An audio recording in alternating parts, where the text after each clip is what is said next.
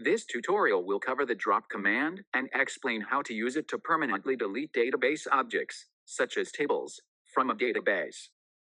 The drop command permanently removes a database object, such as a table, database, or view. Note that this operation may not be recoverable unless you have a backup.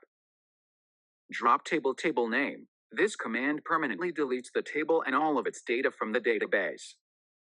In this example, we have used the finance table.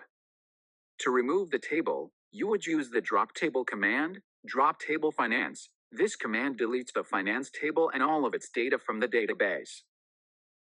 Now the table has been removed. Why use the drop table command? Use drop table when you no longer need a table and want to permanently remove it from the database. It removes both the table structure and all the data stored inside the table. It helps keep the database organized by deleting unused objects. Always use caution because the operation may not be recoverable unless you have a backup.